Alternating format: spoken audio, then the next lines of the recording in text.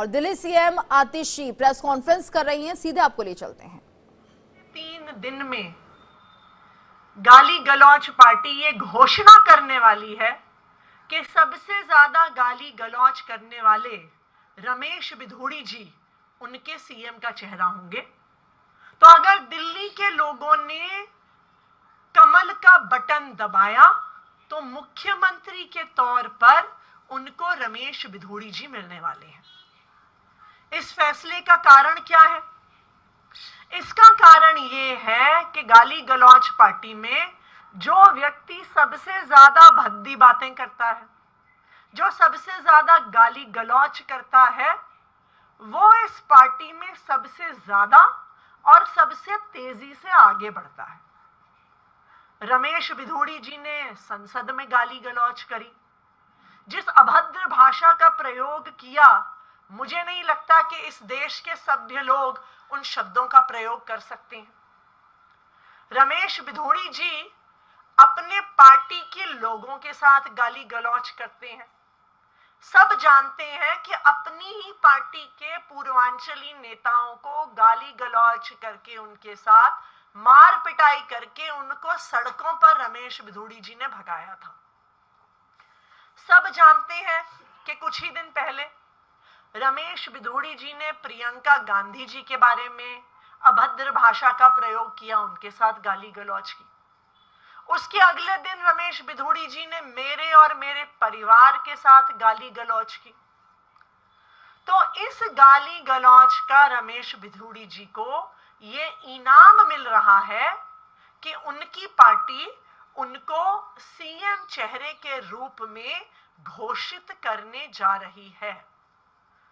विश्वस्त सूत्रों से पता चला है कि आज सीईसी की बैठक में फैसला हो चुका है और आज शाम की इनकी पार्टी की पार्लियामेंट्री बोर्ड की मीटिंग में उस पे मोहर लग जाएगी। तो अब दिल्ली के लोगों के सामने 2 ऑप्शंस हैं।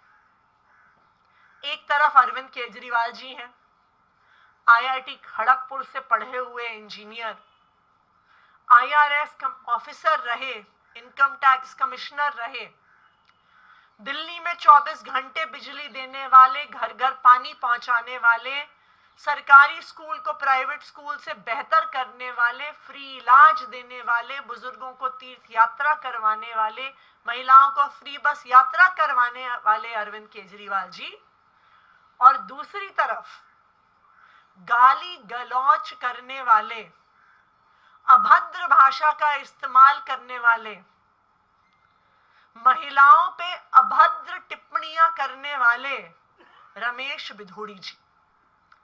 तो अंतर बिल्कुल साफ है कि आम आदमी पार्टी के पढ़े लिखे नेता अरविंद केजरीवाल जी और दूसरी तरफ गाली गलौज पार्टी के गाली गलौज करने वाले नेता रमेश बिधूड़ी जी।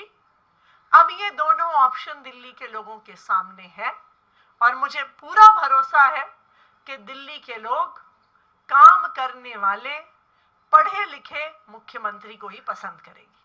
Thank you.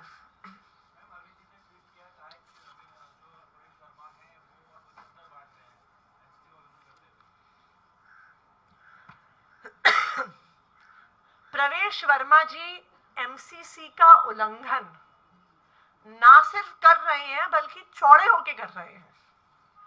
जब उन्होंने हेल्थ कैंप के नाम पे चश्मे बांटे तो उन्होंने छुपा के नहीं बांटे, उन्होंने ट्विटर पर ट्वीट करके बांटे।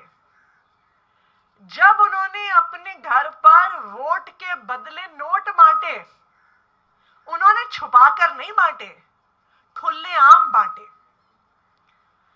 तो ये बिल्कुल साफ है कि प्रवेश वर्मा जी को पता है कि उनके पास पैसे बांटने, चश्मे बांटने, कपड़े बांटने, सलवार कमीज बांटने के अलावा और कुछ है ही नहीं।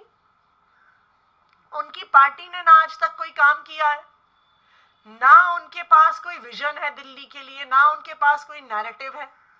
तो इसीलिए वो आचार संहिता का उल्लंघन कर करके वोट के बदले नोट बांट के वोट इकट्ठे करने की कोशिश कर रहे हैं।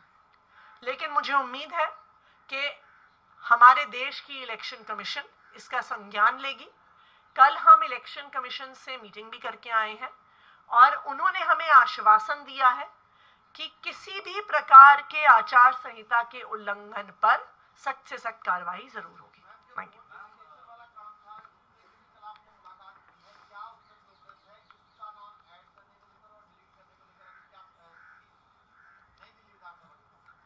नई दिल्ली विधानसभा में 15 दिसंबर के बाद से 8 जनवरी तक तकरीबन 13,000 वोटर्स की एडिशन के एप्लीकेशन आए हैं। 15 दिसंबर से 8 जनवरी तक 5,500 वोटर डिलीशन के एप्लीकेशन आए हैं। नई दिल्ली विधानसभा में कुल 1 लाख वोटर हैं, यानी 3 हफ्ते में 13% वोटर बढ़ाने और 5.5% वोट घटाने की कवायद हो रही है।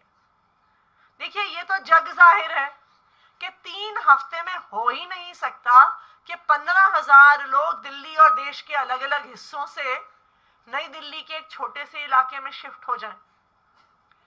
यह भी असंभव है कि 3 हफ्ते के अंदर अंदर 5,500 लोगों की या तो मृत्यु हो जाए या वो शिफ्ट हो जाए।